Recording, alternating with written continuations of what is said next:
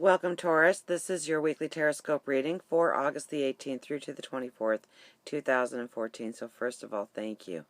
Thank you for your likes, your shares. Thank you for subscribing. Really, from the bottom of my heart. Without you, there would be no me. So I so appreciate you and love you. So let's get to you. We start with the Death card. So huge transformation times this week, absolutely. Probably inside, probably outside. This is where you take that leap of faith. This is where you do what you know is right, even if it's hard.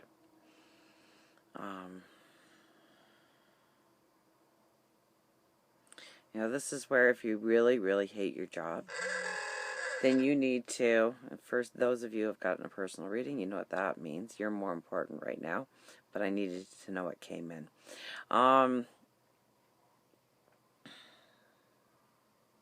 If you truly don't like your job, if you don't quit, the universe will come in and find a way to push you towards where you're supposed to be in life, okay? Getting you out of that rut. Okay, it could be a situation, it could be a relationship. But in some place in your life, there's somewhere where you need to be pride free of it. You're not enjoying it anyways. It doesn't serve your new truth. It might have served the old you, but you are becoming someone new. And when you become someone new and you're transforming in such a strong way this week, this is where you define. It's defining moments of what fits in your life inside and out. Do you have a spiritual time in your life where you maybe meditate in the morning, or a bit of prayer, or at least saying a morning affirmation, or saying what you're grateful for as you're going to bed at night? Make sure that you're got the spiritual in there, work in there. If you're looking for jobs and whatnot, it's obviously a very good week, because the energy is actually pushing you towards where you need to go, where you need to be, who you need to be with, how your world around you is actually evolving, okay? And it's your choices, your decisions that are being made. I love this because this I see as your inner child, and this is the cocoon and the butterfly rises. It's not easy. It's hard. Ask any poor little caterpillar how hard it is to become a butterfly. There are times when you have to hold back and not take action, and then there are other times when you know you need to take the action, and it's synchronized timing that gets you into the butterfly, spreading your wings and flying. So I think this is a week really where you're going to have to cut away a little bit of that cocoon to free yourself, to free who you really are and feel true.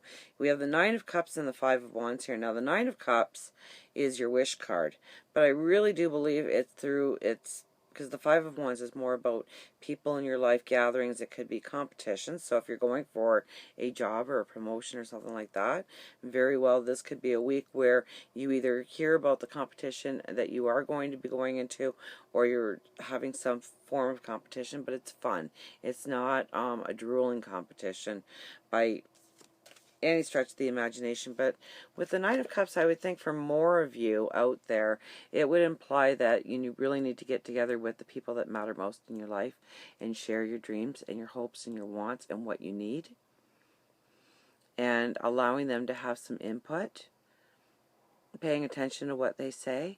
But ultimately the decision is yours on how love is going to surround you, how beauty is going to surround you, and how you are going to expose others to your light, your love, your beauty.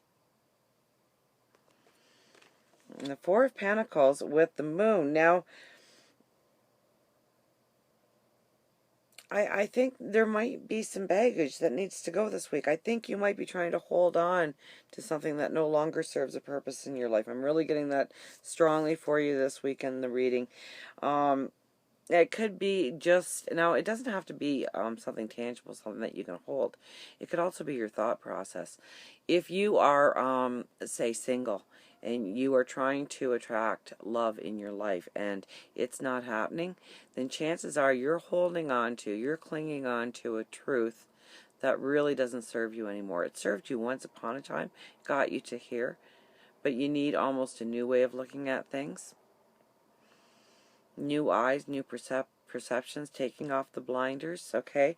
With the moon, it's really following your intuition, your gut, a knowing. So pay attention to things that cross your path. There's no such thing as coincidences. It might be trying to open up your mind to where you had a block that you didn't even realize you had the block. Are you making time for love in your life? Or whatever it might be. I'm just using a new romance as the example, but it could be a new career. It could be new surroundings for you. Although I don't see moving for in this, it doesn't mean that some of you won't be moving, or at least beautifying your space in some way. I could see that because you're transforming, and you really need it to be just as beautiful on the outside surrounding you as it is growing on the inside. Right? It has to match, or you get this imbalance feeling. But this is really a good balance here, okay? Your road goes direct. And the wolf is an untamed spirit. So really it's the leap, and it's the having the conversations you need, putting yourself in the place you need to be in. Okay, so back to the new relationship example. You know, I remember doing a personal reading for a lady at her house, and I went in to get my coat and laying on her bed at the end of it, and I noticed that her pillow was smack dab in the middle of her bed. Both of them were one on top of the other, and she had been speaking about wanting a relationship coming into her life. She needed to spread out those pillows so that there was 2 spots on that bed. She was subconsciously blocking somebody coming into her life, because that's the first thing you do in the morning. You make your bed that way, and it's the last thing you see at night as you crawl into bed, right? So subconsciously you're saying it's a place for one, not a place for 2. So what kind of old truths are around you, inside your heart, inside your head? Meditate, pray. Definitely this week, follow your intuition. Follow, it's almost like you have a psychic ability this week that's very much stronger. Okay, so if you're normally psychic, it's stronger this week. If you really feel that you don't have any connection, there is a connection this week. So use it, work with it.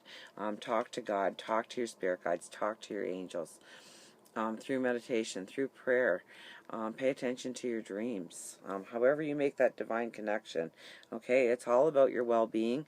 It's all about transformation and growth. It's a month. It has been a month, I think, of having conversations, and that's continued.